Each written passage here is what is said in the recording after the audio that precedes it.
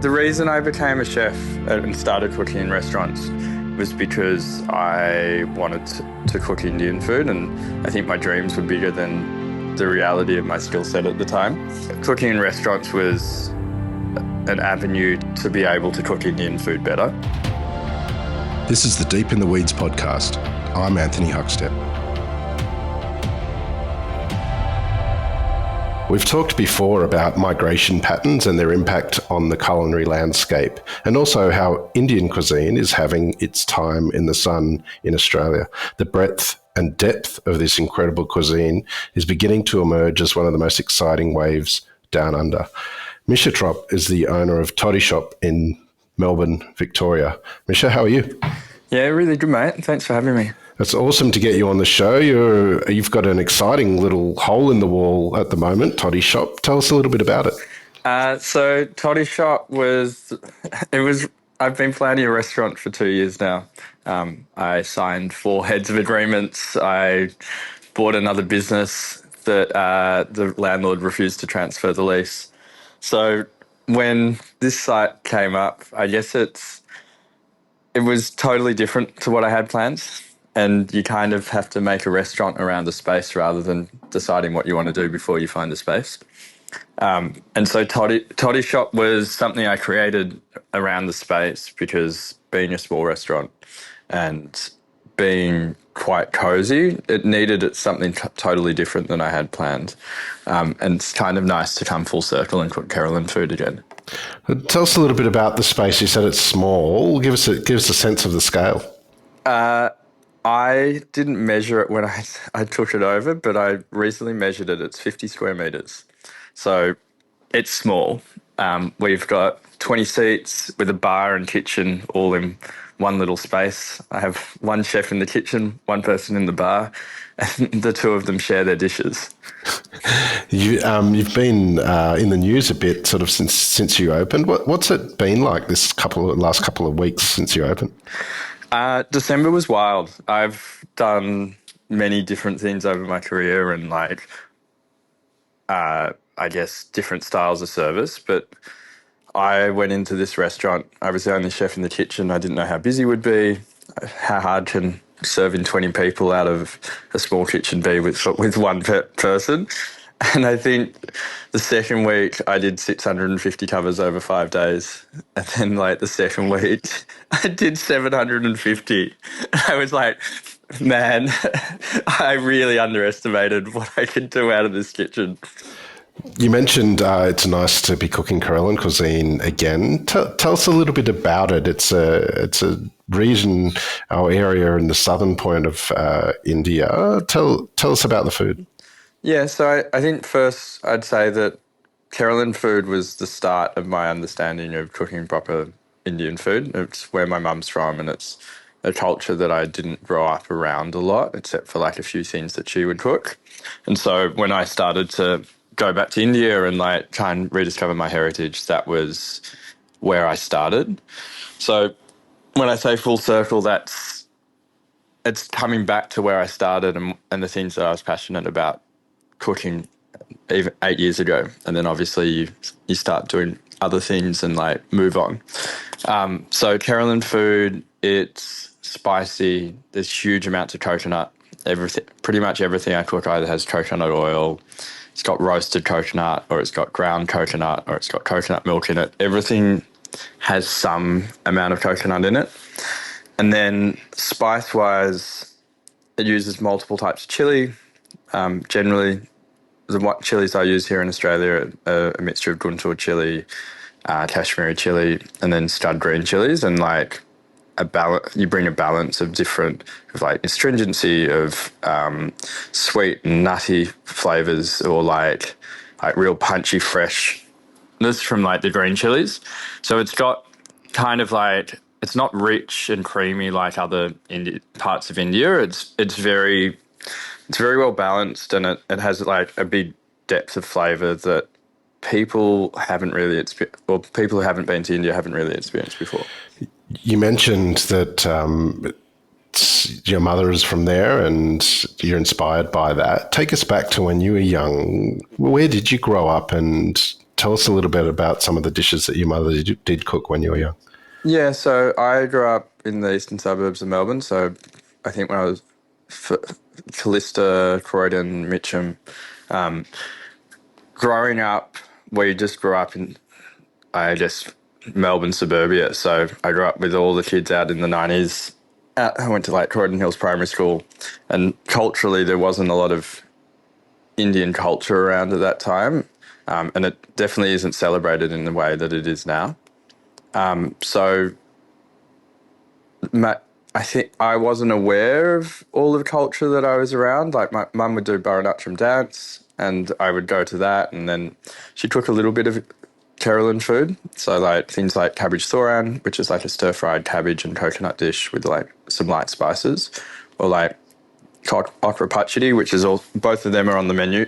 Or actually, like, they just came off the menu, but they were on the opening menu on the veg section.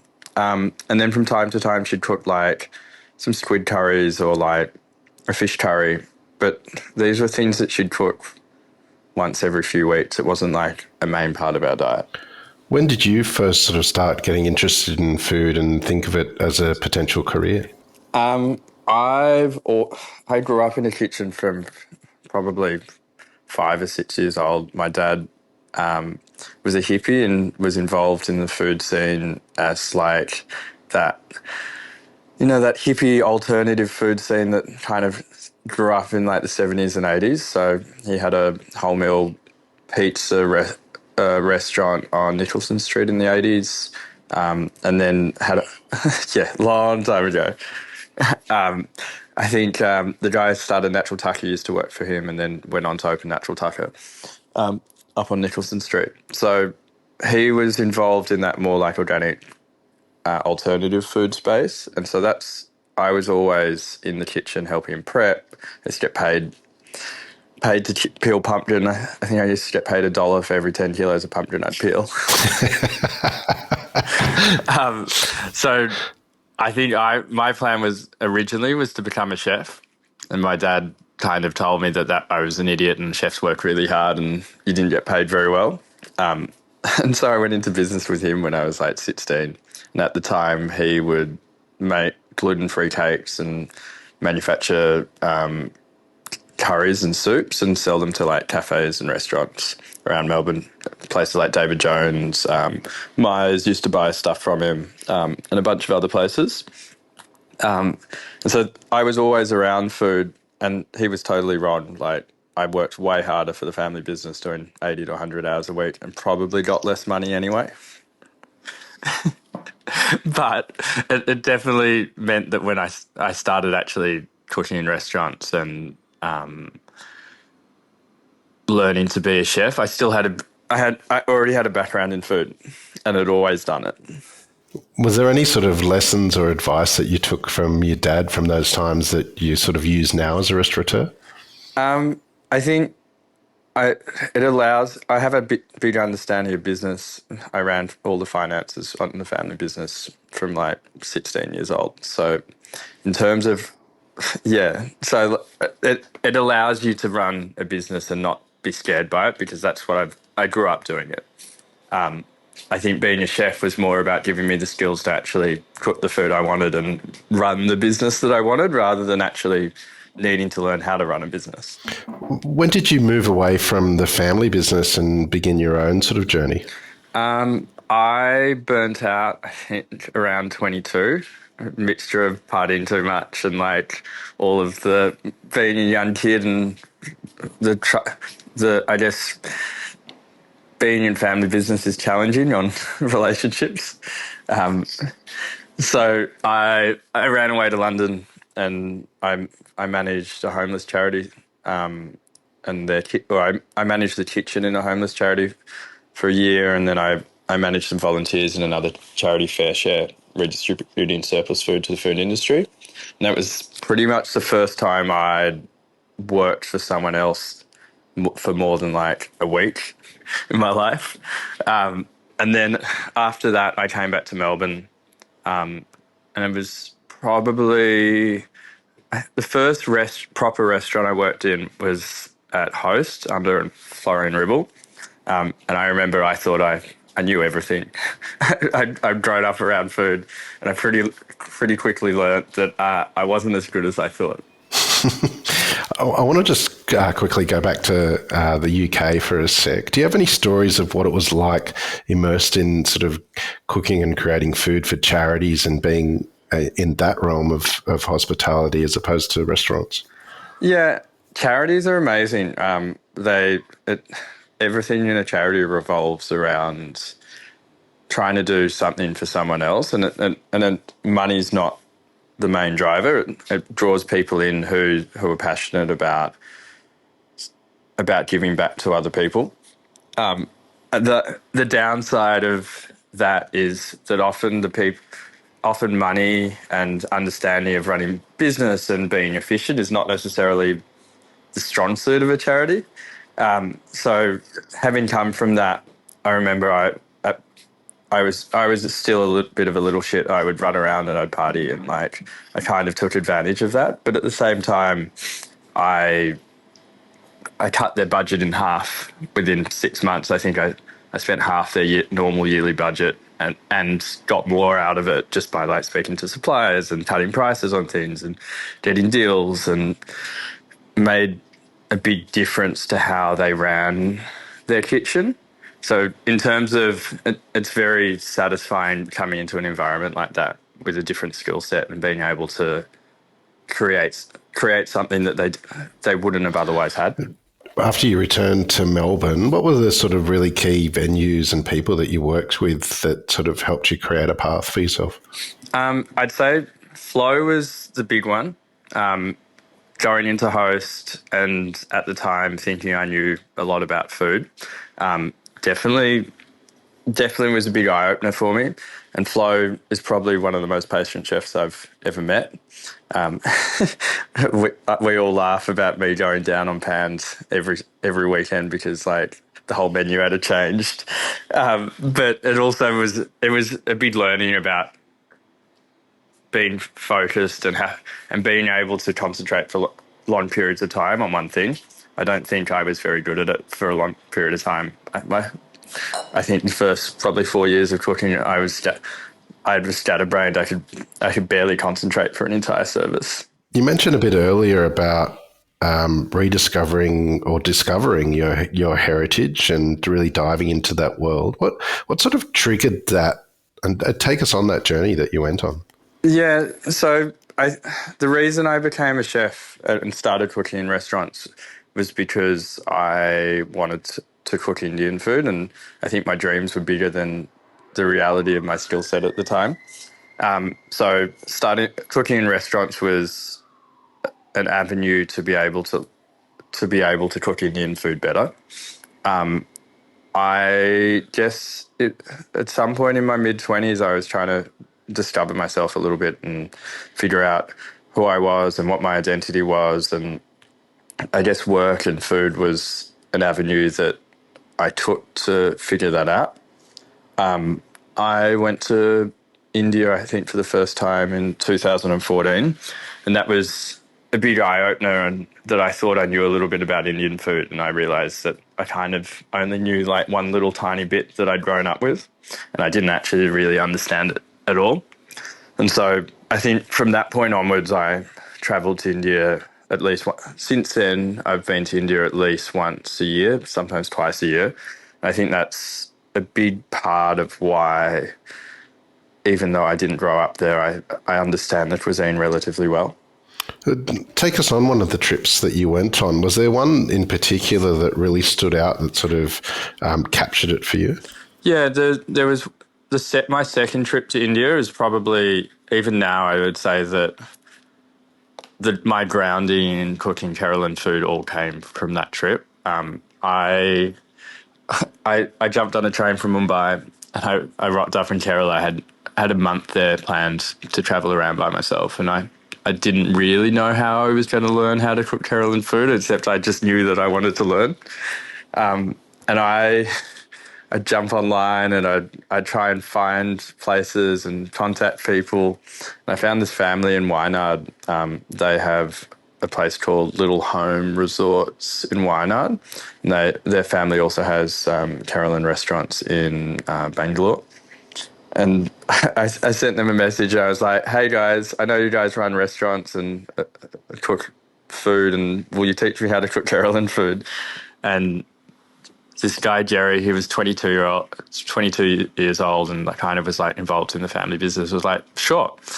And so for 8 days, he literally had all of his aunties, and he even took us to his parents' place, teach us how to cook every day. And so we'd cook breakfast, and I'd scribble notes. We'd cook snacks. We'd cook lunch. We'd cook snacks. We'd cook dinner. And it was like, I remember on like the fifth or sixth day, it was like so much information that like felt like being at school again, and it was overwhelming. And I think from that trip, it took me probably 4 years of like looking back at my notebooks and like recooking the recipes, and it was 4 years of processing just from that 8 days to get to the point where I could actually cook everything. Did this sort of immersion and looking into that heritage, does that have an impact on you and also the way you viewed sort of your mum and family as well? Yeah, I think it's made me more grounded, and like I guess I feel like in my 20s, like you try and figure it out, and you try and figure out who you are and your identity. And now that I'm a little bit older and I feel confident in that, it's kind of nice now to just to be it and kind of like cook that food and enjoy cooking it without trying to push. Like now that I have a big enough grounding, I can just cook traditional food, and that's enough. I don't need to be trying to say cook super modern food and like put fancy things on a plate. It's nice to just go back to simple things. What does your family think about your cooking? Mum is very proud. Um, she she actually can't really eat the food anymore. It's kind of a bit spicy and rich for her, but she's super proud, and and the family that I've still got here in Melbourne think it's pretty cool. I like this. The restaurant has all of the old photos of family from like when my family was growing up in Ghana and when they were in Kerala, and like it very much revolves around kind of what my family grew up with. Before Toddy Shop, you had a gig with Elsie's. Tell us a bit about what that was and what you were doing. So in lockdown, I I got back from India. I spent the first 13 months of COVID in India, and when I that was an incredible experience, probably the most challenging thing I've ever done. And so when I got back, we were still going back into lockdowns, and between lockdowns, I would run. I'd sell some food through Instagram and social media and do delivery boxes. And it was kind of like a way to get out of the house. And at a certain point, I realized that I'd done it enough times, and kind of people's interest was waning. And so I did a butter chicken delivery service out of Pope Joan in the city. We called it Popedom. And it sold out and it went really well. And Dave Mack was like, "You want to do it again?" And I was like, "Man, we can do this next week, but if I sell it under Popedom, like it will move half of the amount of food and it won't be very exciting." So I was like, let's take 1 week off, and I'll throw together a brand. I'll put together a website. We'll sell some food online, and we'll do it as a proper brand launch. And so I think in a week I did a press release. I took some photos. I created a brand, and I got up a Shopify account, and we launched it the following Monday, and it was wild. I remember a couple of bits of media went out, and we sold out the first week in 2 days, and I think I had 430 customers to get food to, and like and something like 180 people, different deliveries, and just the logistics of COVID and doing that is an intensity that I don't miss. So that was the start of Elsie's, and because the brand did really well with the butter chicken, and it was something that was really accessible. It was something that I knew I wanted to do some more stuff with, and then the opportunity with Elsie's came up to do the Australian Open, and so we sold butter chicken at the Grand Slam on Grand Slam Oval last year at the Australian Open, which went really well. And my plan was always for the restaurant that I opened to be an Elsie's restaurant. It was going to be like something along the lines of maybe Dishoom or Gymkhana in Melbourne, and be a little bit fancy, but like really good Indian food. And then Toddy Shop happened. You mentioned you spent 13 months in India, sort of at the beginning of COVID, and as one of the most challenging things you've done. Give us a picture of sort of what you went through and what that was like there. Yeah. So I had finished up at the Rochi, and I'd got into my mind that I wanted to start a curry paste brand. And I run at the time I was a bit burnt out, and I was like looking at ways to get out of the kitchen because I just needed a break. And so I spoke to a friend in India, and we decided we were going to start this curry paste brand. And I managed to scrape together 30 grand, and I literally just flew to India. I didn't know how to bottle curry paste, how to get shelf life on them. All I knew is that I was moving to India to figure it out, and that I thought I knew I could put some recipes together. So the first couple of months we decided to set up a little test kitchen, and so we set up a test kitchen in Mumbai, and literally as we set it up, COVID happened. So I got stuck in a apartment in Mumbai for 2 months by myself, trapped. Well, not I decided to stay, but I guess trapped because we were allowed to leave the building once a day to walk across the road to get fruit and vegetables, and that was it. So that was my introduction to India and COVID and living in Mumbai, and I kind of muddled my way through it for a while. Let's talk about Toddy Shop. What did it feel like to sort of finally open an iteration of the idea that you had, and what's it been like since opening from an operationals perspective? Yeah, so I guess the exciting thing about Toddy Shop is it's a restaurant that I never really thought I could do. I love Kerala food, and it's something I'm really proud of. After the Rochi, I didn't think there was a big enough market to sustain a Carolan restaurant, because we did really well for a while, but I felt like there wasn't enough emotional connection, and like even though people really loved the food, you couldn't fill a 50, 60 seat restaurant cooking Carolan food. It wasn't, I guess, mainstream enough. And I guess since then, my profile's got a bit bigger.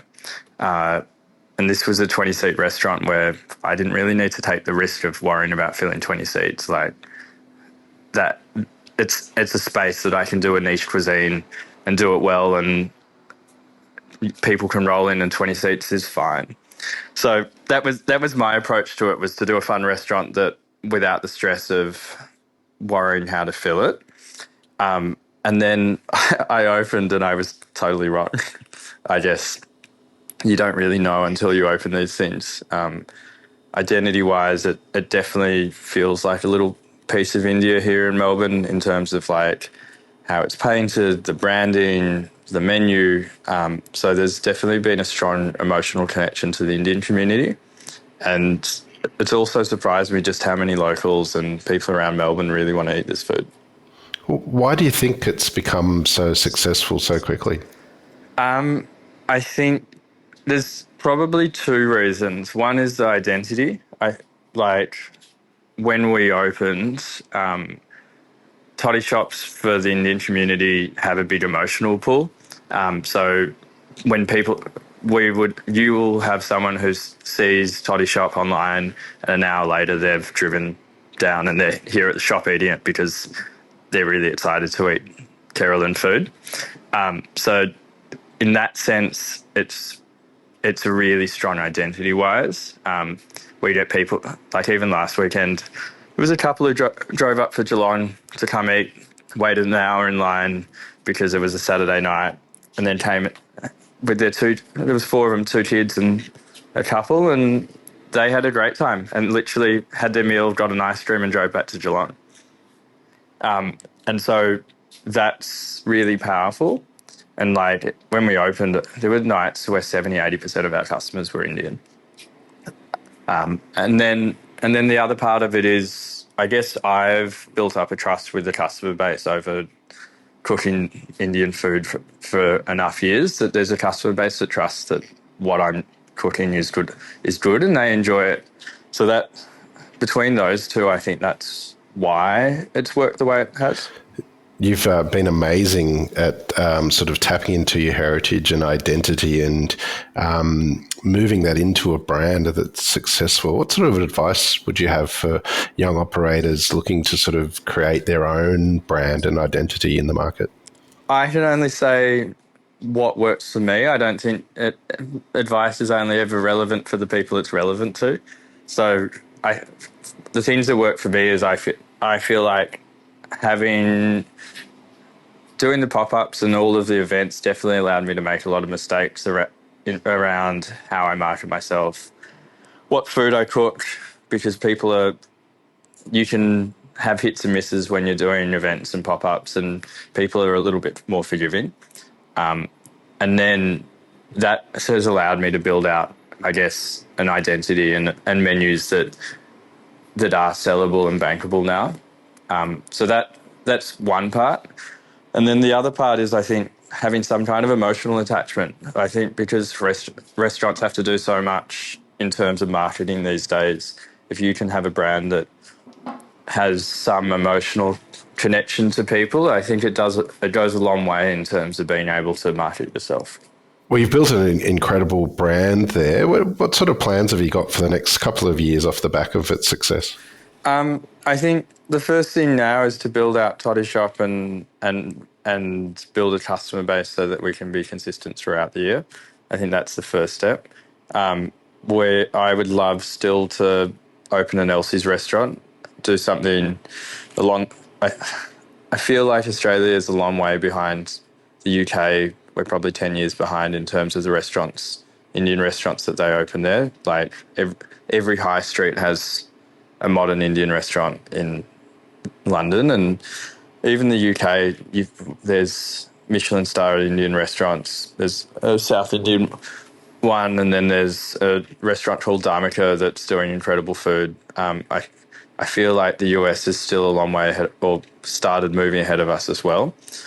So I'd like to open another restaurant along the lines of those restaurants in Melbourne, and it'll just depend on how quickly I can make Toddy Shop operational and how quickly I can and stabilise things so that it runs smoothly. But that's definitely what I'd like to do. Well, it's inspiring stuff, and I can't wait to see what you do from here. What do you love about what you do? I guess right now I love the fact that I've gone through a career where I wanted to constantly push. I wanted to be creative and and make fancy things, and I wanted to be recognised for that. And coming full circle now that I am confident enough in my food that I can put a simple dish in a steel plate and serve it to people, and people can enjoy things for what they are without needing to garnish it or to fluff it up, and they can have a great experience. I really enjoy that. I think it's been really satisfying to come around and realise that what customers want and what the people want is they just want food to taste good. Like, if you can give people food that tastes good, all of the other things that go into the garnishes, the plating, they actually don't matter as much as we all think. It's people want good food, they want to have a good time, and they want some nice drinks. Well, Mischa, I can't wait to see what you do next. It's an absolute honour to have you on Deep in the Weeds today. Please keep in touch and we'll catch up again soon. Awesome. Thanks, Huck. This is the Deep in the Weeds podcast. I'm Anthony Huckstep. Stay tuned as we take a deep dive into the lives of the incredible people who ply their trade in the food and hospitality sector. Special thanks to executive producer Rob Locke for making this all happen. Follow us on Instagram at Deep in the Weeds Podcast, or email us at podcast@deepintheweeds.com.au. Stay safe and be well.